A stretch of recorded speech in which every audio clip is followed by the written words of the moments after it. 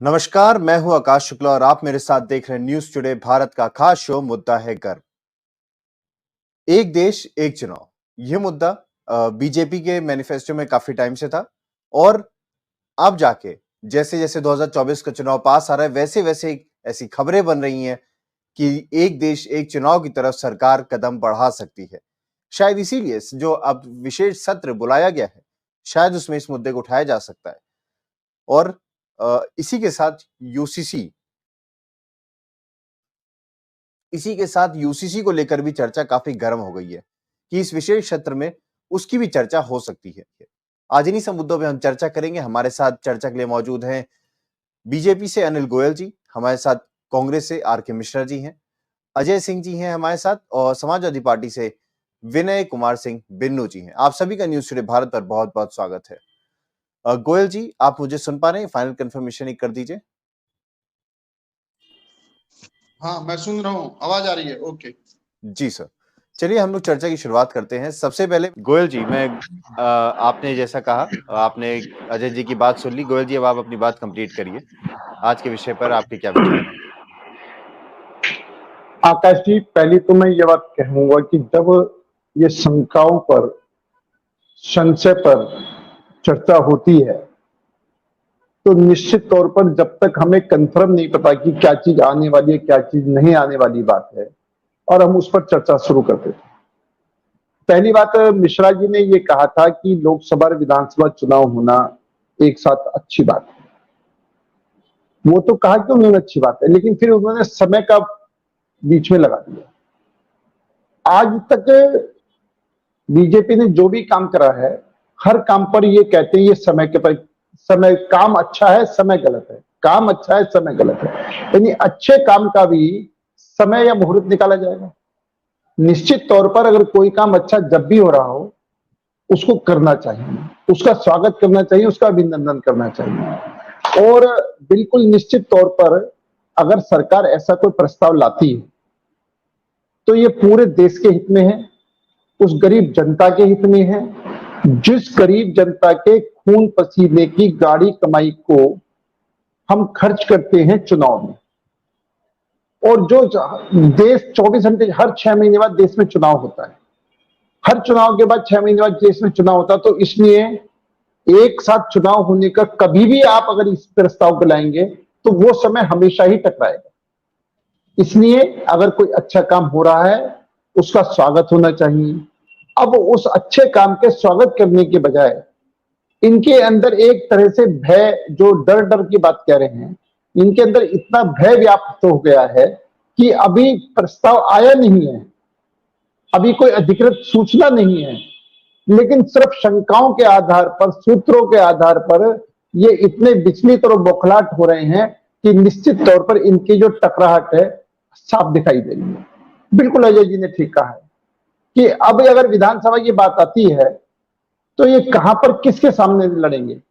चाहे दिल्ली का मामला हो, चाहे बंगाल का मामला हो, चाहे उत्तर प्रदेश का मामला हो, चाहे महाराष्ट्र का मामला हो, सब जगह पर इनके आपस में सिर्फ फुटबॉल है। और उस सिर्फ फुटबॉल की वजह से ये परेशान होकर के आज डर डर डर की माहौल की बात बनाते हैं। ये कहते हैं सीबीआई हमारे पास है, ये कहते हैं ईडी हमारे पास है। ठीक है ना जी। नंबर एक, सरकार के पास ईडी और होना, वो एक भारत सरकार है, भारत सरकार के पास सब कुछ होता है, लेकिन उसका उपयोग और दुरुपयोग, आप अगर दुरुपयोग की बात करेंगे, शांति से सुन लेंगे तो मुझे अच्छा लगेगा। लालू यादव इनके गठबंधन की मेन कड़ी है और उसने अपने समय में कितना दुरुपयोग करा था। और देवगौड़ा जी को 7 रेस क्रॉस में जाकर के कांग्रेस, देवगौड़ा जी जाकर के कहा था कि तेरे को प्रधानमंत्री मैंने इसलिए नहीं बनाया कि तू मुझे और मेरे परिवार को फंसाए। सीबीआई के डायरेक्टर को बोल के मुझे बचा। उसके बाद में देवगौड़ा जी ने कहा कि ये जनता दल नहीं है, ये भारत सरकार है, भारत सरकार अपने काम को नियम के कैसे करेगी। वो उनको नहीं बचा पाए तो उनकी सरकार गिरा दी नाराज होकर के, फिर गुजराल को बना दिया, खुद बनने की कोशिश करी और उसके बाद में गुजराल भी इनको नहीं बचा पाए। तो निश्चित तौर पर ये आपके गठबंधन के साथी हैं। अब ये भ्रष्टाचार पर बहुत लंबी चौड़ी बात कर रहे थे, परिवारवाद पर बहुत लंबी चौड़ी बात कर रहे थे, भाई आप मुझे ये बताएं, जो आपके गठबंधन में संजय सिंह है, आम आदमी पार्टी के प्रवक्ता हैं, सांसद हैं, उन्होंने बड़ा स्पष्ट आरोप लगाया है परिवारवाद के ऊपर, आपकी सभी पार्टियों पर, चाहे अखिलेश का मामला हो, चाहे मायावती जी, चाहे अखिलेश का मामला हो, चाहे लालू का मामला हो, चाहे टीडीपी का मामला हो, चाहे जम्मू कश्मीर की दूसरी पार्टी का मामला हो, चाहे अजीत पवार, उन सबको, एक एक पार्टी को, संजय सिंह जो आपकी पार्टी के गठबंधन का हिस्सा है, उन्होंने ही पूरी तरीके से आप सब पर, कांग्रेस पार्टी हो, किसी सब पर परिवारवाद का आरोप लगा, सब परिवार को बचाने के लिए अपनी राजनीति कर रहे हैं, और वो आज आपके गठबंधन में शामिल है। आप या तो स्पष्ट कहें कि उन्होंने परिवारवाद का आरोप नहीं लगाया, आप या उससे माफी मंगवाएं, या अपने आप को स्वीकार करें कि हम वाकई में परिवारवादी है, हमारे साथी ने हमको परिवारवादी पर आरोप, हम पर चस्पा रखा है। इसी तरह से भ्रष्टाचार की बात करते हैं, भ्रष्टाचार पर जो आपकी सरकार, आपके गठबंधन में शामिल है, उनके दो मंत्री आज भी जेल के अंदर है, और उन्होंने भ्रष्टाचार का आरोप कांग्रेस पर लगाया। कांग्रेस का कोई ऐसा नेता नहीं छोड़ा जिस पर उन्होंने भ्रष्टाचार का आरोप ना लगाया हो, ऊपर से नीचे तक, और आज वो आपके गठबंधन में शामिल है। तो आपके गठबंधन में वो लोग शामिल हैं जो आपको भ्रष्टाचारी कहते हैं। हम कह रहे हैं कि वो भी भ्रष्टाचारी है, आप भी भ्रष्टाचारी है, यानी चोर चोर, जो मैं बिल्कुल, अजय जी ने बड़ा स्पष्ट कहा था, अली बाबा 40 चोर। आपने सब चोर मिलकर के एक चोरों का गठबंधन बना करके, और आज आप अपने दूसरे के पर आरोप लगा रहे हैं। मैं तो एक बात कहता हूं कि कांग्रेस का जब शासनकाल था, हर रोज कोई ना कोई घोटाला खुलता था। आज 10 साल होने को जा रहे बीजेपी के शासनकाल के अंदर, आप तो हमारे प्रधानमंत्री पर उंगली उठाकर दिखाए, आपको किसी मिनिस्टर के खिलाफ कोई हमें करके बताए कि इन्होंने ये भ्रष्टाचार करा है। हाँ, देश के लिए काम कर रहे हैं, और देश के लिए काम करा है, और जब देश के लिए काम कर रहे हैं तो इसलिए हमें कोई संकोच नहीं है। एक बात हमारे जो समाजवादी पार्टी प्रवक्ता ने बड़ी लंबी चौड़ी बात करी कि इन्होंने ये करा दिया, ये करा दिया, ये करा दिया। आपने बहुत काम कराया है, लेकिन जनता ने आपको नकार दिया, जनता ने आपको घर बैठा दिया। ये आपके विकास कार्य थे, ये आप अपने विकास कार्यों को खुद को तुलना करना चाहिए कि जब आपके अनुसार आपने यूपी को स्वर्ग बना दिया, आपके अनुसार आपने यूपी को हिंदुस्तान का, क्या पूरे विश्व का नंबर 1 स्टेट बना दिया, उसके बाद भी जनता ने आपको नकार दिया। क्योंकि जनता को याद रहा सफाई, जनता को जब सफाई कांड याद आया, जनता को यह याद आया कि मुलायम सिंह यादव ये कहते हैं कि लड़के हैं, गलतियां हो जाती हैं, उनको ये सब बातें जब उनको याद आई, और उनको लगा कि भाई जिस पार्टी पर हमने विश्वास करा, उनको ये लगा कि राम भक्तों पर गोली चलाने वाले कौन लोग हैं, मंदिर नहीं बनने देंगे, सरकारों को गिराने वाले कौन लोग हैं। जी, चाहे वो कांग्रेस ने सारी सरकारों को गिराया, उसका परिणाम कांग्रेस को मिला। राम भक्तों पर गोलियां चलाई, उसका परिणाम मैं एक मिनट, राम भक्तों ने गोलियां चलाई, राम भक्तों गोलियां, उसका जवाब जनता ने तुमको दिया।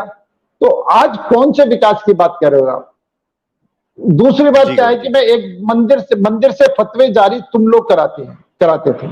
आज भी तुम लोग ये बात कहने में स्थिति में नहीं हो कि आप राम मंदिर के समर्थन में हो या राम मंदिर के खिलाफ हो, धारा 370 के समर्थन में हो या धारा 370 के खिलाफ हो, 3 तलाक के समर्थन में हो या 3 तलाक के खिलाफ हो। आप मुद्दों पर बात करें, और मुद्दों पर बात करने के बाद में और बड़ा स्पष्ट करके चीज को आगे बढ़ाएं। गोयल जी। आकाश जी, पहली बात तो ये परिवारवाद के ऊपर मैं बड़ा स्पष्ट कर दूं, परिवारवाद की परिभाषा मुझे, परिवारवाद या प्राइवेट लिमिटेड फर्म और एक राजनीतिक दल में अंतर होता है। प्राइवेट लिमिटेड फर्म का मतलब है कि वो, उसका मालिक, उसका सर्वे सर्वा वो रहेगा या उसके परिवार का कोई आदमी है, बाकी लोग उसके मैनेजर हैं, डायरेक्टर हैं, वर्किंग के लोग हैं, वो वर्किंग करेंगे। उसको परिवारवाद कहते हैं या प्राइवेट लिमिटेड फर्म कहते हैं। वो कि जो परिवारवाद की, तुम्हारे बाद तुम्हारा राष्ट्राध्यक्ष कौन बने, तुम्हारा बेटा, तुम्हारा भतीजा, उसके बाद तुम्हारा सीएम कौन बनेगा, तुम्हारे उस पार्टी का जो सर्वे सर्वा सीएम वही बनेगा, या पार्टी का सर्वे सर्वा पीएम वही बनेगा। क्या कांग्रेस आज ये कह सकती है कि हमारे पीएम के उम्मीदवार राहुल गांधी नहीं है? क्या मुलायम सिंह यादव की पार्टी ये कह सकती है कि हमारे सीएम का उम्मीदवार अखिलेश यादव नहीं है? क्या एनसीपी कह सकती है कि हमारे सीएम के उम्मीदवार, जैसे एनसीपी में जो टूट पड़ी थी कि वो अजीत पवार ने अपनी बेटी को आगे ले आए? परिवारवाद इसको कह रहे हैं। कार्यकर्ता के रूप में कोई व्यक्ति आगे बढ़ रहा है वो एक अलग बात है। एक परिवारवाद के रूप में ही, अब चाहे फारूक अब्दुल्ला की पार्टी हो, चाहे ममता, मतलब जितनी भी इनकी पार्टियां हैं जो परिवारवाद से लिप्त हैं, वो उनके परिवार के लोग ही उस पार्टी के मुखिया बनेंगे या उनके परिवार के लोग ही उस पार्टी की शीर्ष सीट पर जाएंगे। इसको परिवारवाद कहते नहीं। उसका, उस पार्टी का टोटल फायदा उस विशेष परिवार को मिलेगा जो विशेष परिवार उसको चला रहा है। तो इसको अब ये अगर उस परिवारवाद को इस तरह की से ढालना चाहें कि ये क्या हो गया, वो क्या हो गया, हमारे यहाँ अगला राष्ट्राध्यक्ष कौन बनेगा किसी को नहीं पता। हमारे यहाँ अगला पीएम कौन बनेगा किसी को नहीं पता, निश्चित तौर पर। लेकिन इन सब पार्टियों में जो परिवारों के लोग मुखिया उन पार्टियों को चला रहे हैं वो ही बचेंगे, और वो सिर्फ अपने परिवार को बचाने के लिए ही, अपने आप को बचाने के लिए ही वो इस तरह के प्रोपेगेंडा करते हैं। अभी मिश्रा जी ने बहुत अच्छी बात करी है, लेकिन ये ठीक है कि शीला जी ने बहुत अच्छा काम करा, इन्होंने शीला जी के काम को बहुत सराहा, लेकिन जनता ने नकार दिया, इस बात को स्वीकार करा। लेकिन ये बड़ी अचंभे की बात है कि जिन लोगों ने पूरी तरीके से इनकी पूरी कांग्रेस को भ्रष्टाचारी कहा और भ्रष्टाचारी करके इनको हटा करके उनकी जगह वो जीत कर आई, इनको हरा करके, और जब सरकार बनाने का मामला आया तो इन्होंने ही उनके सपोर्ट करी। इसका मतलब वो तुम्हें चोर कर रहे हैं, तुम उन्हें चोर कर रहे हो, और जब जरूरत पड़ रही है तो दोनों इकट्ठे हो गए हो। और जब ही नहीं, चलो जब तो हम कह सकते हैं कि हम दिल्ली के हित में चुनाव ना करें, इस हित में, ये आज भी एक साथ आ गए हैं। तो इस तरीके से ये निश्चित तौर पर, जो बिल्कुल अजय जी ने कहा था कि अली बाबा 40 चोर, ये सब भ्रष्टाचारी इकट्ठे होकर के, और इन्होंने इकट्ठे होकर के जो ये काम करा, ये जनता देख रही है। मैं कुछ भी कहूं और आप कुछ भी कहें, लेकिन जो हकीकत है वो सामने दिखाई दे रही है। दूसरा, अभी एक बहुत बढ़िया बात कही कि राशन बांटना जनता को भिखारी बनाना। आप ये बात देखें, राशन बंटना कब शुरू हुआ था? राशन बंटना शुरू हुआ था कोविड काल से। कोई भूखा ना रहे, कोई भूखा ना सोए, और किसी के घर का चूल्हा जले बिना ना रहे। अगर सरकार ने उस बात को ध्यान में देखते हुए उस सब काम को करा है, और आज भी उसको लगातार हम चला रहे हैं कि कहीं भी किसी को भी, क्योंकि लोगों को सेटल्ड होने में अभी भी समय लग रहा है। बहुत लोग सेटल्ड हो गए, बहुत लोग सेटल्ड होने बाकी हैं।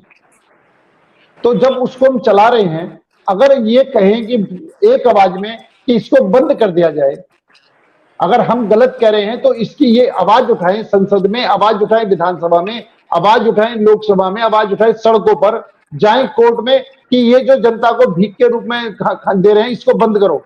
इसको बंद करने के लिए कहें, आवाज उठाएं, आंदोलन करें, तो हमको ये लगेगा कि ये वाकई में इनकी सोच एक दिशा पर चल रही है, एक दिशा में चल रही है। अगर हम बंद करेंगे तो ये विरोध करेंगे, हम दे रहे हैं तो जनता को भिखारी कहेंगे। मतलब ये जो बातें हैं ये बड़ी आपस में विरोधाभास है।